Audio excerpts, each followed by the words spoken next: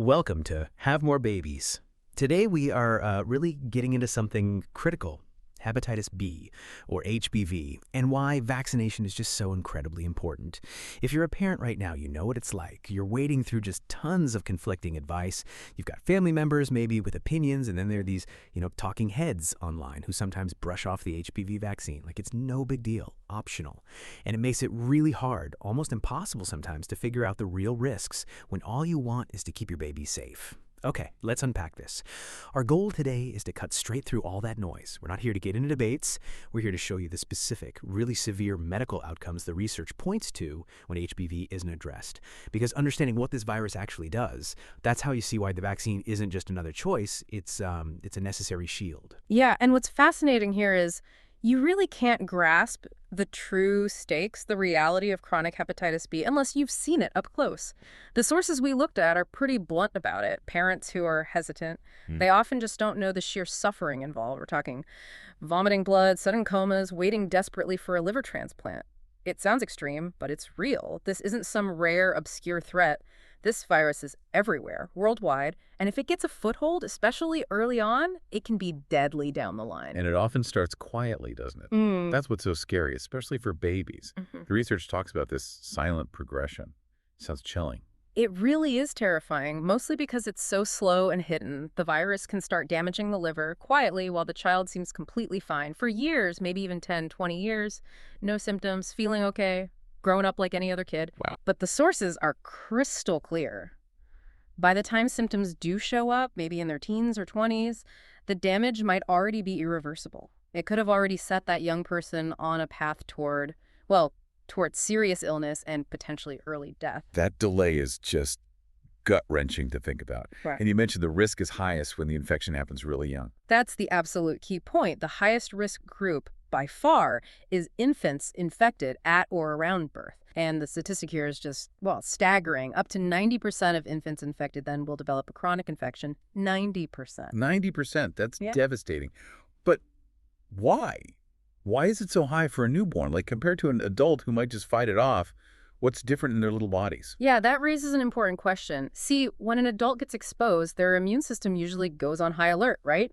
Mounts a strong response, often clears the virus. That's called an acute infection. Right. But a newborn's immune system, it's still learning the ropes. Yeah. It often doesn't see the virus as this huge foreign threat. It kind of treats it more like it belongs there. So it doesn't fight back aggressively. Exactly. It fails to mount that strong clearing response. And because of that, the HBV genetic material can actually integrate itself into the baby's liver cells. Integrate.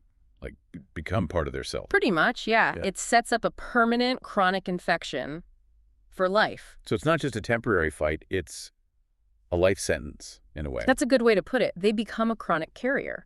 And that means they're basically locked into this slow burn towards the worst outcomes, usually cirrhosis or liver cancer later on. Prevention right there in those first hours and days is truly the only defense. Because once that chronic infection takes hold, we can try to manage the damage, but we can't undo it. Okay, so let's follow that path then. The liver is ground zero, right? The sources talk about three main ways the virus hits the liver hard. First up is cirrhosis, that's severe scarring. Right. Cirrhosis is what happens after years and years of the virus causing inflammation in the liver. Think of a healthy liver like a sponge, right? Flexible, lets lots of blood flow through. But chronic HBV inflammation causes healthy cells to die off and get replaced by stiff scar tissue, fibrosis. The source material actually described it as being like cement. Cement? Ah. So it basically hardens this really vital, flexible organ. Precisely. The liver gets stiff, damaged, can't do its job properly. And for kids infected at birth, they can develop this severe cirrhosis sometimes by their late teens or early 20s. Oh, young. That young. And once the liver gets that scarred, that cemented, it really opens the door for all the other bad stuff. Which logically leads to the second big one, maybe the most feared, liver cancer. Hepatocellular carcinoma, or HCC. Yeah, and chronic HBV is without a doubt a leading cause of liver cancer globally. It's a direct link. And here's something crucial for parents to understand. HBV doesn't always wait for full-blown cirrhosis to cause cancer. The virus itself has cancer-causing properties. It directly messes with the DNA inside the liver cells, promoting cancer growth. So the vaccine isn't just preventing liver inflammation, it's literally preventing a deadly cancer from even starting, sometimes totally bypassing that long scarring process. That's a really important point. It's not just indirect damage over time. The virus itself is actively pushing towards cancer. It is. It's a direct threat to the liver cell DNA from the get-go. Okay, and the third major hit to the liver, this sounds terrifying. Fulminant hepatitis or sudden liver failure? This is the, well, it's the acute nightmare scenario. Oh, no. Thankfully, it's rare, but devastating when it happens. In these cases, the sources say the initial HBV infection just completely overwhelms the liver, like in weeks. Right. Yeah, the liver fails so fast that toxins build up, cause severe confusion, lead to coma, massive bleeding problems. And the only hope is? Often the only hope is an emergency liver transplant, finding a match and getting the surgery within days. It's just a terrifyingly rapid collapse. It shows how destructive the virus can be, even acutely. Okay, here's where it gets really interesting and honestly quite alarming. The research shows the damage doesn't just stay in the liver. HBV causes problems all over the body, starting with the direct fallout from that scarred, cemented liver.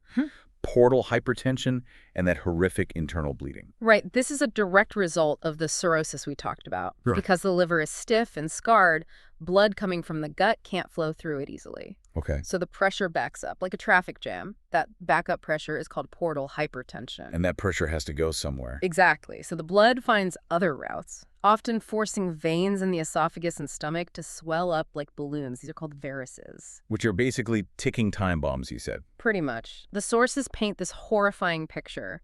Those swollen veins can just burst, rupture, leading to massive, life-threatening bleeding inside. This is that scenario parents need to really visualize. Maybe their teenager collapses, vomiting huge amounts of blood, all from an infection they got as a baby that nobody knew was silently progressing. It's a code red emergency. Just awful.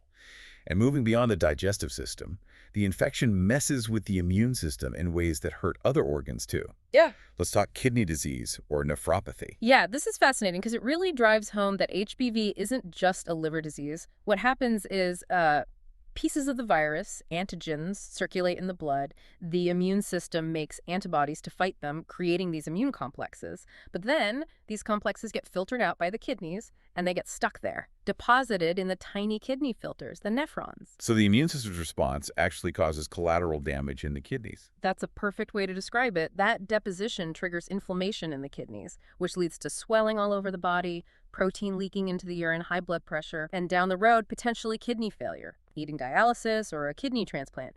A really severe outcome, far away from the original site of infection in the liver. Wow. And then the final complication listed is inflammation of the blood vessels themselves. Yeah. Polyarteritis nodosa or PAN. PAN. It's rare, thankfully, but incredibly dangerous. Again, showing how systemic this virus is. It's a type of vasculitis, which means inflammation of blood vessels specifically, medium-sized arteries throughout the body. And why is that so dangerous?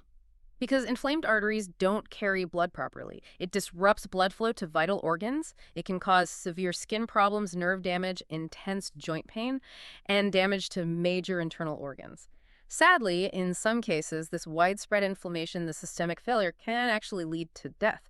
So if we connect this to the bigger picture, when you look at all 7 of these outcomes, from the silent damage to the liver cancer, the sudden failure, the bleeding, the kidney failure, the vessel inflammation, it just paints this unavoidable picture. Hepatitis B can be a total body disease with absolutely catastrophic potential. We've really covered the whole spectrum here, haven't we? From that hidden start to sudden, fatal events. And it all seems to lead back to one inescapable point. Prevention is everything. Yeah. You mentioned earlier the sources were really strong on this, that people who haven't witnessed that ER nightmare shouldn't be convincing parents to roll the dice with their baby's health. That really is the core message. And to hammer home the urgency, we need to answer that crucial question. Okay, what if my child does become one of the 90% with chronic Hep B? Is there a cure? And the answer, from all the global health experts, is a clear and frankly painful no. No cure at all. No. We have good antiviral treatments now. They can help manage the virus, slow it down, try to reduce the liver damage progression, but they cannot eliminate the virus from the body. It's always there. It's always there. That child, that person, faces a lifetime risk of cirrhosis, cancer, all the systemic issues we just outlined. There's no guarantee the treatments will keep everything completely in check forever.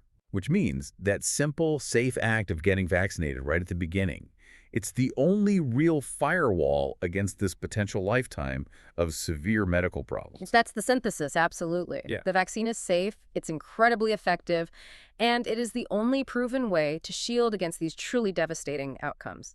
Vaccinating early, right at birth, is key in making sure the whole series gets completed.